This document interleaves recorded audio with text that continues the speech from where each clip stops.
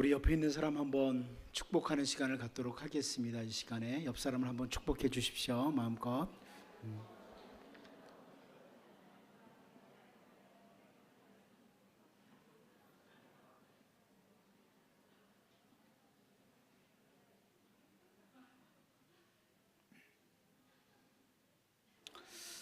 바울 사도는 복음을 전하는 자로서의 그 자세를 고린도전서 4장 15절에서 이렇게 표현했습니다. 그리스도 안에서 일만 스승이 있으되 아버지는 많지 아니하니 그리스도 예수 안에서 내가 복음으로서 너희를 낳았음이라.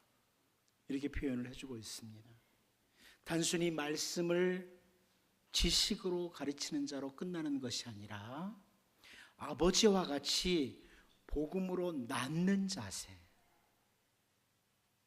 그것이 복음을 전하는 자의 자세라는 것을 확인시켜주고 있는 겁니다. 머리에서 머리로 전달하는 이 정도가 아니라 복음을 가지고 낳는다. 바로 이어서 고린도전서 4장 16절을 보면 그러므로 내가 너희에게 권하노니 너희는 나를 본받는 자가 되라, 이렇게 권면을 하고 있습니다. 고린도 교회뿐만 아니라 모든 복음을 가진 사람들이 본받아야 될 자세, 그것은 머리로 말씀을 전달하는 그것이 아니고 마치 새 생명이 탄생하도록 하는 복음으로 낳는 이런 자세를 가져야 된다는 겁니다. 복음을 전하는 사람, 복음을 가진 자로서 가져야 될 모습에 대해서 또 한 가지 뒤를 가면 고린도전서 10장 32절 33절에서 다시 이런 표현합니다.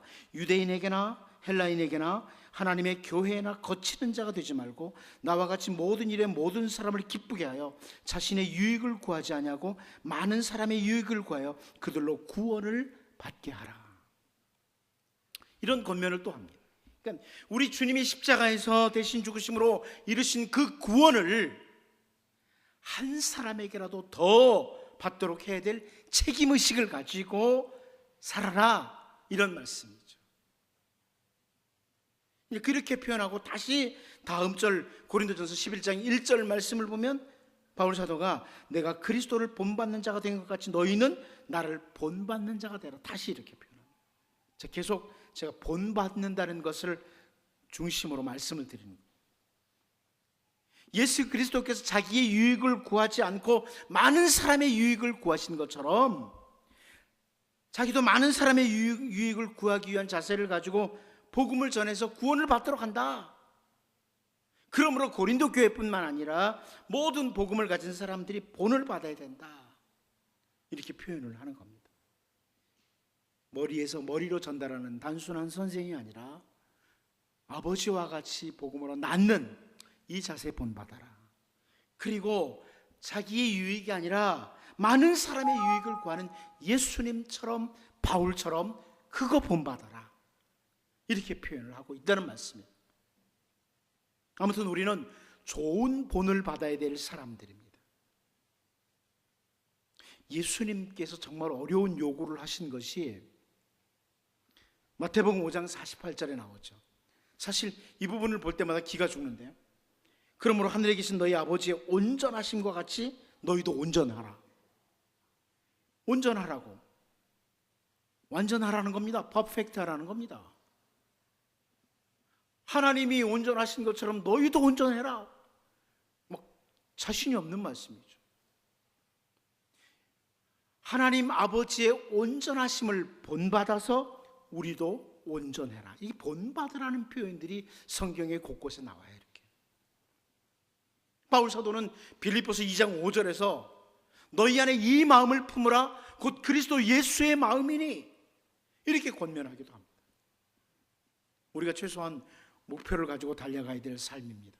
하나님 아버지의 온전하심과 같이 하나님 본받아서 온전하심으로 달려가야 되고요, 추구해야 되고요, 예수 그리스도의 마음을 가지도록 달려가야 됩니다.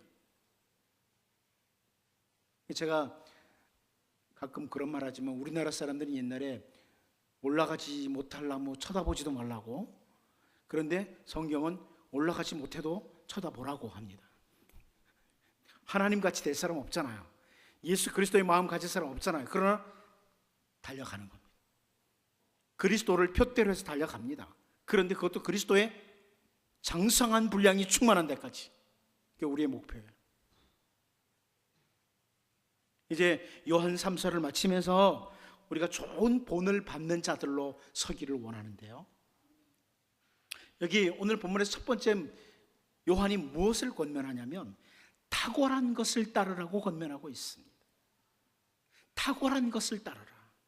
우리 오늘 본문 11절 말씀을 같이 한번 읽어보도록 하겠습니다. 같이 봅니다. 시작. 사랑하는 자여, 악한 것을 본받지 말고 선한 것을 본받으라. 선을 행하는 자는 하나님께 속하고 악을 행하는 자는 하나님을 배웁지 못하였느니라. 아멘. 자, 여기 요한이 악한 것을 본받지 말고 선한 것을 본받으라, 이렇게 권면을 하고 있는데요, 이 악한 것이라는 단어는 말 그대로 사악한 것, 무가치한 것, 타락한 것, 해악한 것을 가리키는 카코스라고 하는 단어입니다. 아주 사악한 것, 무가치한 것, 이것을 악하다고 표현해요. 무가치한 것도, 또 타락한 것, 그리고 해악한 것, 이게 바로 헬라어에서 카코스라고 하는 이 약한 것이라고 나오는 단어입니다. 여러분, 악한 것의 반대는 좋은 것이죠. 이 헬라어로도 보면 카코스라는 단어, 악한 것이라는 것의 반대 단어가 있어요. 칼로스라는 단어가 있어요. 이건 좋은 것이라는 뜻이에요. 그런데 오늘 본문에서는 카코스, 악한 것을 본받지 말고 칼로스, 선한 것을 본받, 이게 아니고 여기 선한 것이라고 번역이 됐습니다만은 여기 헬라어는 아가도스라고 하는 단어인데요, 탁월한, 우수한, 훌륭한, 이런 의미의 단어가 사용되고 있어요. 그러니까 우리가 생각했던 악한 것을 본받지 말고 악한 것의 반대니까 좋은 것, 선한 것을 본받아라, 이렇게 해야 되는데 헬라어상으로 보면 탁월한 것을 본받으라는 거예요. 우수한 것, 훌륭한 것을 본받아라, 이렇게 기록이 되고 있습니다. 그러니까 선하다, 좋다, 이런 단어가 있어요. 그 단어를 안 쓰는 거예요. 요한은 그 단어를 쓰지 않고 카코스라는 단어에 대해서 아가도스라고 하는 탁월한 것을 본받아라, 우수한 것을 본받아라, 이렇게 표현하고 있습니다. 요한은 사랑하는 가이오에게, 그리고 오늘 우리들에게 세상에 사는 동안에 무가치한 것, 사악한 것, 타락한 것들 따르지 말고 좀 더 탁월하고 우수하고 훌륭한 것, 이것을 따르라, 본받아라, 이렇게 표현하고 있습니다.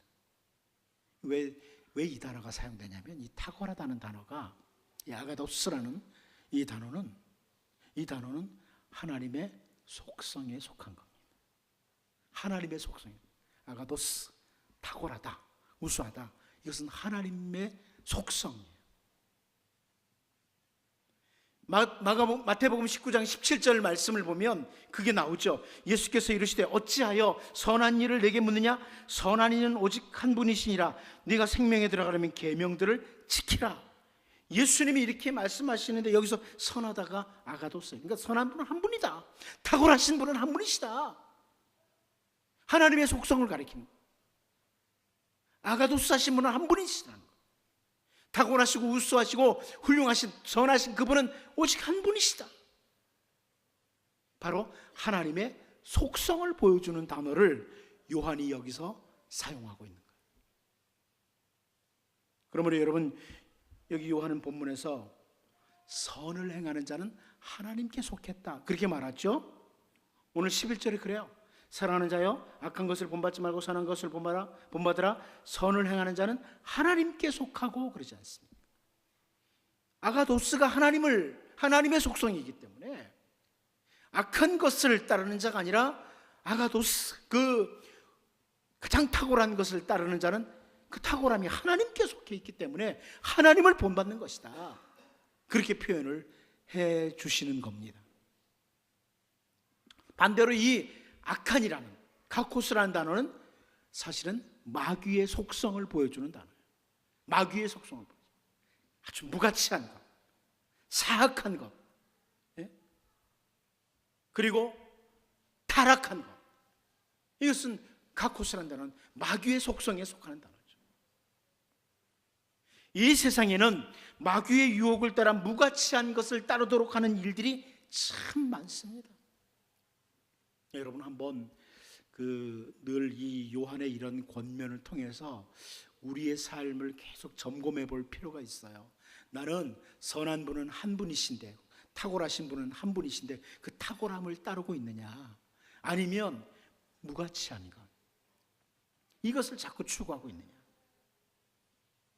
많은 사람들이 다른 사람도 다 그렇게 살아간다고, 지금 세대가 다 그렇다고 무가치하고 타락한 것들 따라간다는 말씀입니다. 하지만 바울 사도는 여러분 잘 아는 말씀 있죠? 로마서 12장 2절 앞에 있는데 여러분 한번 같이 읽어볼까요? 읽어보도록 하겠습니다. 시작.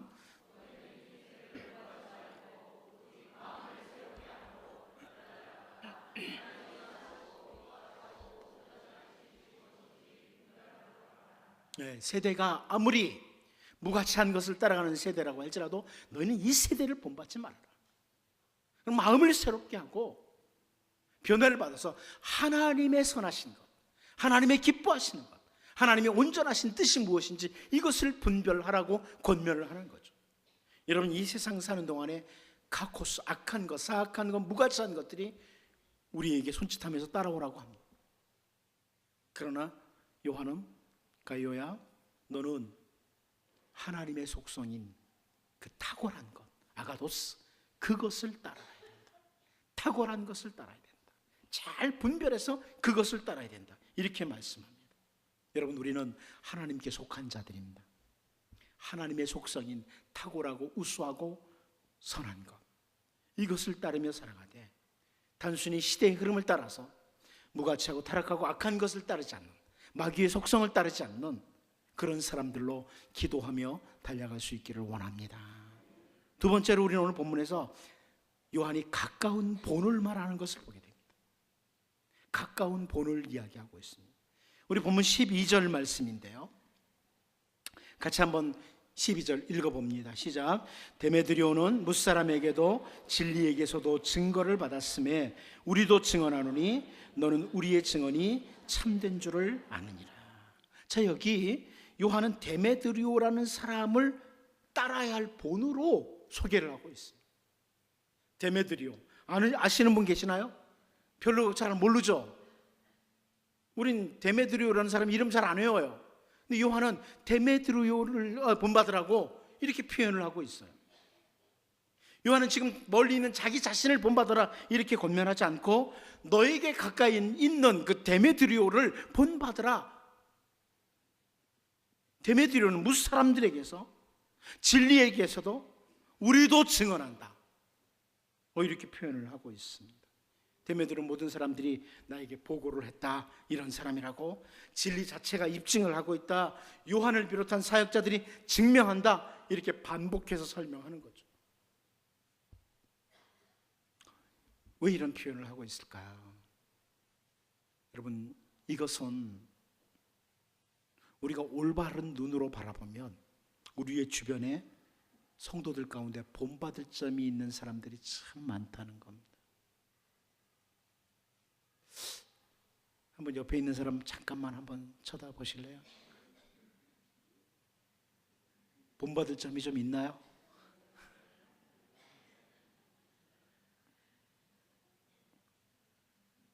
이게 우리가 성도들을 딱 바라볼 때 고운 시선으로 바라보면요,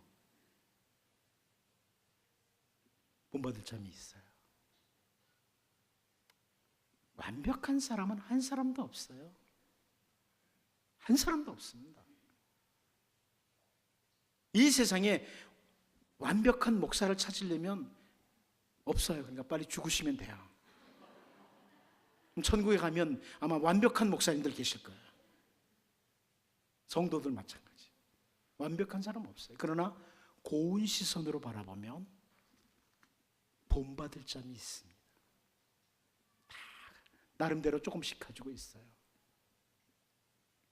주변에 있는 모든 사람들이 정말 본받을 점만 잘 바라보면 단순히 비난과 정죄의 대상이 아니고 심지어 어린 신자에게서도 본받을 점이 있습니다.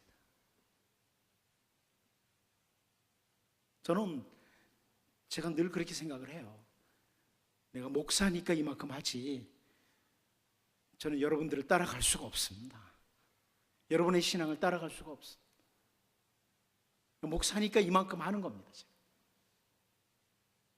제가 여러분들에게 본받을 점들이 다 있다는 걸 알아요.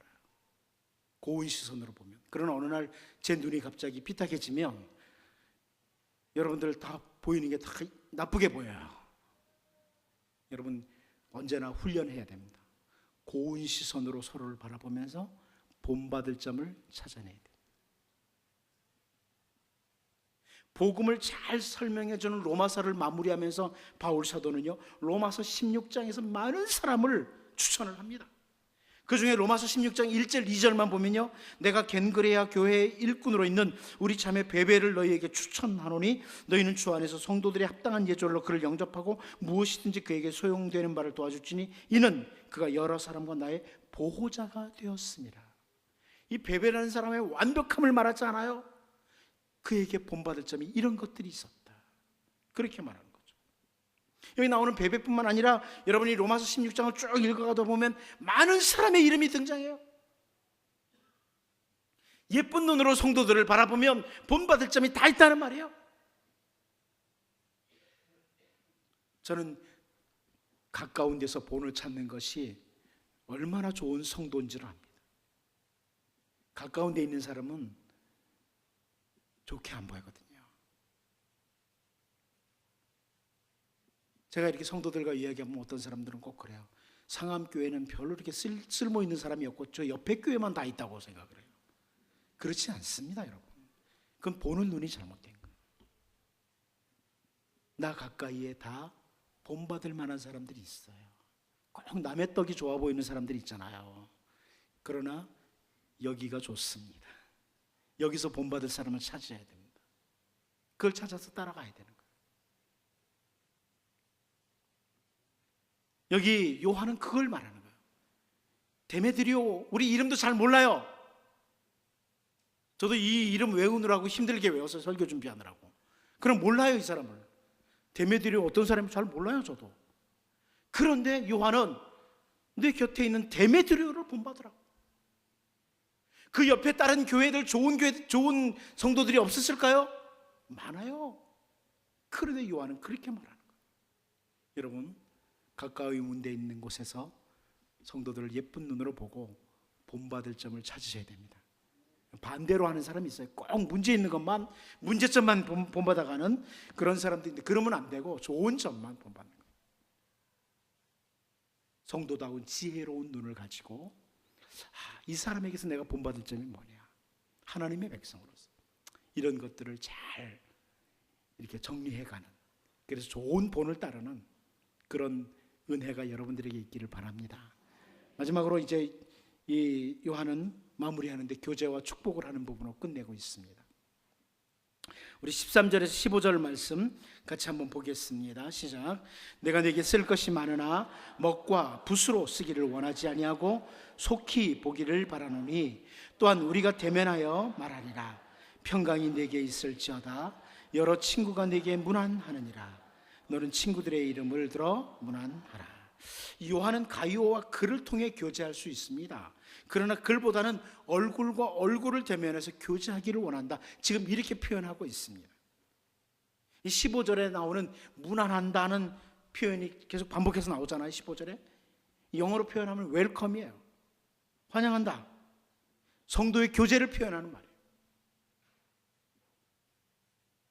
우리가 이 요한의 시대에 거짓 사상, 그 미혹하는 사상들이 참 많은 그때에 성도들이 서로 무난하고 좋은 교제를 하면서 본받을 것을 지금 강조하는 것을 보셔야 됩니다. 이 시대도 정말 미혹하는 일들이 많아서 거짓 사상으로 말미암아 우리를 넘어뜨려 하는 그런 일들이 많은 때이기 때문에 성도 간에 좋은 교제가 필요하다. 좋은 교제가 필요하다. 우리가 외면한 한 성도가, 세상 표현으로 우리가 왕따시킨 한 성도가 거짓 사상을 가진 이단의 밥이 될 가능성이 높기 때문에, 그래서 성도의 교제를 잘 해야 된다는 거예요. 성도의 교제를. 그래서 무난한다, 내가 너를 보기를 원한다, 이런 표현들로 성도의 교제를 말하고 있습니다. 요즘 많이 신앙생활도 개인주의적입니다. 또 개교회주의적인 것은 더 말할 나위도 없고요. 이때에 정말 더욱 마지막 시대에 올바른 성도의 교제가 필요합니다. 나와 하나님과의 관계만 잘 되면 되지, 이게 아니고 좋은 성도의 교제는 우리를 진리 가운데 굳게 세워줍니다. 그리고 요한은 마지막 평강을 축복합니다. 평강을 위해서 축복합니다. 주님의 백성이 주님 안에서 누릴 수 있는 평강, 진리 안에서 누릴 수 있는 평강, 이것을 축복하는 겁니다. 어쩌면 이것이 우리가 늘 해야 될 축복이기도 합니다. 세상이 사는 것이 참 힘들고 어려운 때이기 때문에 서로를 위해서 주님의 평강이 임하도록 축복해야 할 것입니다.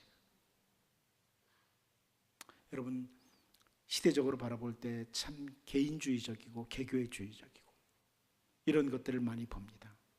이때 마지막 시대인 줄 알고 우리가 더욱 올바른 성도의 교제가 잘 일어날 수 있도록 좀 단략하고 또 서로를 위해서 정말 평강을 축복하는 이런 성도들로서 살 수 있기를 원합니다. 예수님께서는 같이 한번 기도하겠습니다. 시간 기도할 때